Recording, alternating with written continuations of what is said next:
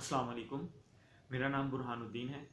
आज मैं आपके सामने हजूर नबी अकरम सल्लल्लाहु अलैहि वसल्लम के मुताल्लिक इस बात का जवाब देना चाहूँगा कि क्या रसूलुल्लाह सल्लल्लाहु अलैहि वसल्लम बनी इसराइल में से हैं या रसूलुल्लाह सल्लल्लाहु अलैहि वसल्लम का ख़ानदान कबीला बनी इसराइल से बाहर है।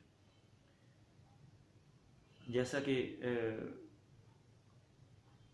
कौमी असम्बली में ये बात जो थी वो की गई कि हजूर सल्लल्लाहु अलैहि वसल्लम बनी इसराइल में से हैं, तो आपके सामने एक बात अर्ज किए देता हूँ कि शायद जिन लोगों ने ये बात कही या जिन लोगों के इल्म में नहीं था और उन्होंने बड़े खामोश होकर ये बात सुन ली कि हजूर नबी अकरम सल्लल्लाहु अलैहि वसल्लम बनी इसराइल में से नहीं।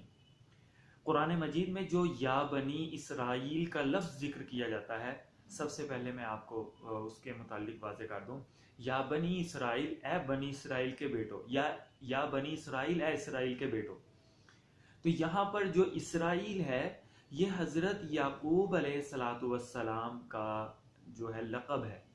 इसराइल हज़रत याकूब अलैहिस्सलाम का जो एक नाम, एक लक़ब जिक्र किया गया कुरान मजीद में, वह इसराइल जिक्र किया गया।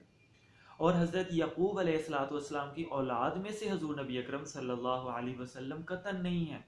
हजूर सल्लल्लाहु अलैहि वसल्लम हज़रत इस्माइल की औलाद में से हैं और हज़रत याकूब के जो वालिद थे हज़रत इसहाक अलैहिस्सलाम, वो हज़रत इस्माइल अलैहिस्सलाम के भाई हैं। यानी आप ये अगर शजरे को ऊपर की जानिब से समझना चाहें तो आपको ये समझ लेना चाहिए कि सबसे पहले हज़रत इब्राहीम अलैहिस्सलाम और हज़रत इब्राहीम के दो बेटे हज़रत इसहाक और हज़रत इस्माइल। हज़रत इसहाक अलैहिस्सलाम के बेटे जो थे वो हज़रत याकूब अलैहिस्सलाम और उनके बेटे आगे हज़रत यूसुफ अलैहिस्सलाम और दीगर जो थे वो नीचे अंबिया किराम अलैहिस्सलाम। बाकी हजूर नबी अकरम सल्लल्लाहु अलैहि वसल्लम जो हैं वो हज़रत इस्माइल की औलाद में से हैं और ये वाहिद नबी हैं। हज़रत इस्माइल अलैहिस्सलाम की औलाद में से हजूर नबी अकरम सल्लल्लाहु अलैहि वसल्लम वाहिद नबी हैं, जबकि हज़रत इसहाक अलैहिस्सलाम की नस्ल में से बहुत से अंबिया किराम अलैहिस्सलाम जो थे वो मबूस किए गए और वो तमाम के तमाम अंबिया किराम जो थे वो बनी इसराइली कहलवा सकते हैं।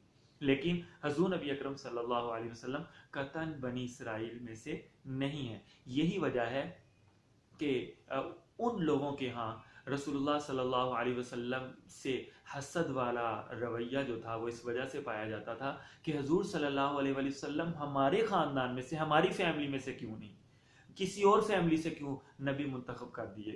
तो मेरे ख्याल में इतनी बात हमारे समझने के लिए काफ़ी होगी। अल्लाह ताला हमें समझने की, दीन का फ़हम हासिल करने की तौफीक अता फरमाए। अस्सलाम वालेकुम।